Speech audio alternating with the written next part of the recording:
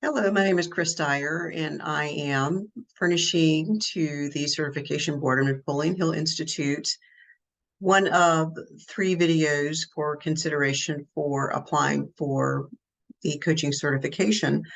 So I've selected faith as my first chapter, and I have some notes highlighted from the book, The Think and Grow Rich, which I have pictured behind me. And faith for me, because I am a creative, I call it the final frontier. Faith is what we resort back to when we have exhausted all of our other options, when we have taken the human course in life and made all the hard decisions, have gone through our struggles in not knowing any better and learning how to really go back to basics. And for me, faith means essentially courage. And so what I really love about the studying the Napoleon Hill information, particularly the study and grow rich, the think and grow rich, is it has allowed me to formulate in my mind, organizing my thoughts. And I understand that's one of Napoleon Hill's principle is being able to organize our thoughts, particularly when we get to the specialized knowledge section, which happens to be my next video for presentation here. But for me, faith is synonymous with courage. Faith is synonymous with belief. And when I had actually created my own life philosophy called The Seven Secrets for Success, and this was over a year ago before actually embarking on this journey with Napoleon Hill Foundation, in my mind and my psyche, I already understood a lot of this information. And so being able to study it and be consistent with it and be able to regurgitate it and share it here in this arena gives me an opportunity to organize my thoughts, organize my specialized knowledge, my learning, my education, my wisdom, and really going back in the starting point when we can go back and reevaluate our success stories. You know, our previous success provides clues for our present success and our future. And being able to go back to the very first success story of myself as a child. And so I will be giving you a lot of tidbits about me and how I've gotten to be where I am based on these principles offered through Napoleon Hill Institute and his Think and Grow Rich book. 6 years old, jumping in a swimming pool, knowing and trusting and having faith that I could get to the other side. Mind you, I'd never had swimming lessons. Never had any formalized training, and yet I jumped into an 8-foot deep pool from a diving board and knew that I was going to make it across.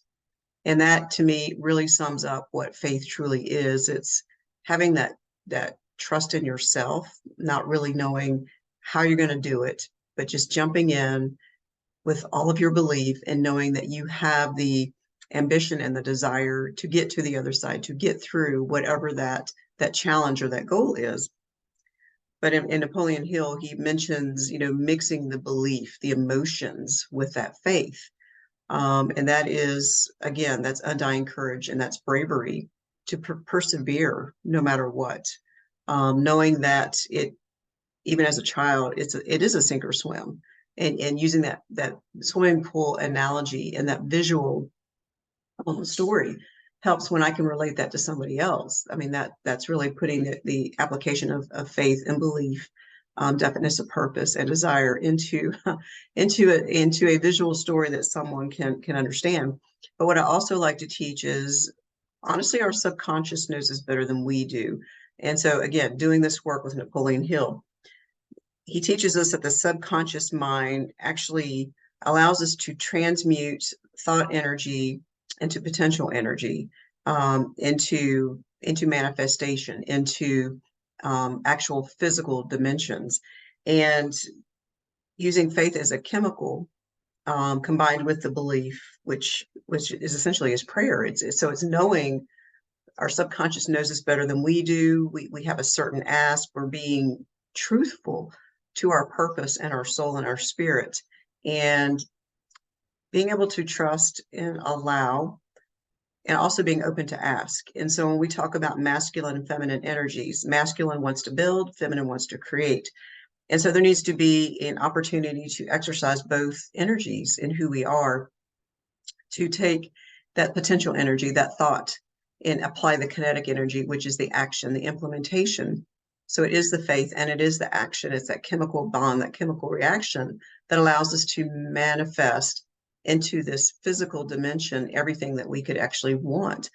And so this really ties in beautifully with my next conversation, which will be about specialized knowledge and then also implementing the imagination. So it's a combination. These chapters don't really operate exclusively. They actually operate like gears, putting all the gears together like a beautifully oiled machine. And so when we can act like that, we can act in faith, complete trust of just knowing that what we've already created in our imagination really has creation is complete. And then when we become emotionally energized by that belief, we become stronger magnets. We draw in, we magnetize what it truly is that was meant for us. And he also talks about the self-confidence formula, the knowingness. Really, that's having the implicit trust in our capabilities of knowing that we have the desire, we have the capability of doing anything we put our hearts and our minds to. But also the concentrated effort is really concentrating and being sitting still in our thoughts, and allowing the stillness in our own voice to become louder than all the other distractions outside of us. And we live in a society now where we are distracted all day, every day. And when we can actually sit in that quiet place of contemplation, whether it's sitting still or it's outside, getting exercise, walking, movement, whatever, it allows us to have clarity and to calm the nervous system. So I'm going to talk about in the next chapter how I know scientifically all this works when we apply the science and spirituality, and how Napoleon Hill has beautifully outlined it. And it's actually pretty magical. But also having these goals written down, in different teachers, mentors, we've been taught C-type goals, right? It's the goal that's really not logical. It's beyond belief. It's beyond what we can actually physically see or touch right now. And I like to call that creating a bigger why. And I will talk about also that in the third video. So I'm actually whetting your appetite for what's to come.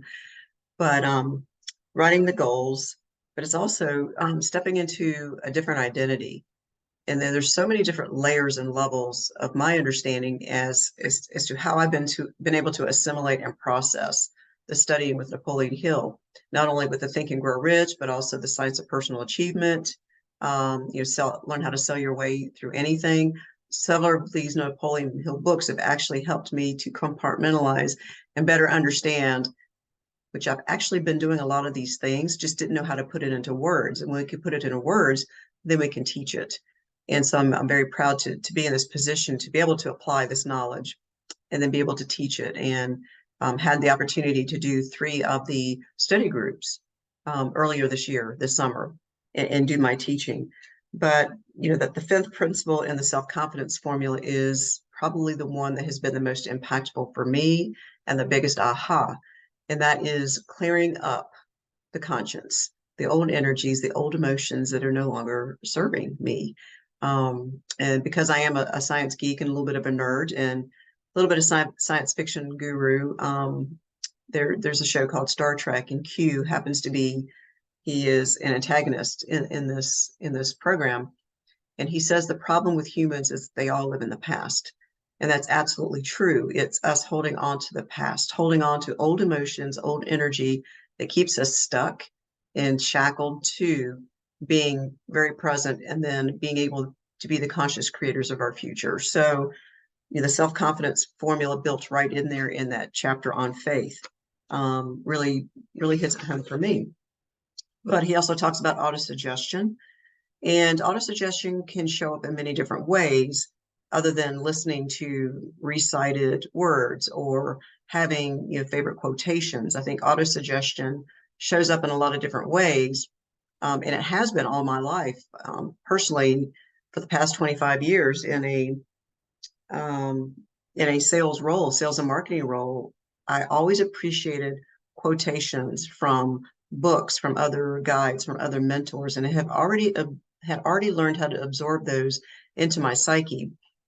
And now we're being taught, you know, the repetitive things, and there's certain apps that we can listen to that help reprogram the mind and reprogram the brain. And it's that constant listening, believing, or trusting before we accept the belief, right? We can actually reprogram our mind. We have the neuroplastic brain, that it's those neural grooves that we can reprogram and teach ourselves essentially a new language. Learning a new language is actually demonstrated to be a way to keep our intellect in process, in moving, always be learning, always be growing. And so we're taught to, take on a different language. And we think of that as a culture. It's like, okay, I'm going to go learn Spanish, or I'm going to go learn French or German. But really, we're actually learning how to speak to ourselves. It's really a language of love. So looking at quotations, looking at words of affirmation that resonate with us, that cause a shift, a vibration, emotional vibration for us to raise that frequency. That's really what autosuggestion is. And it's new programming. It's introducing and making space for new programming.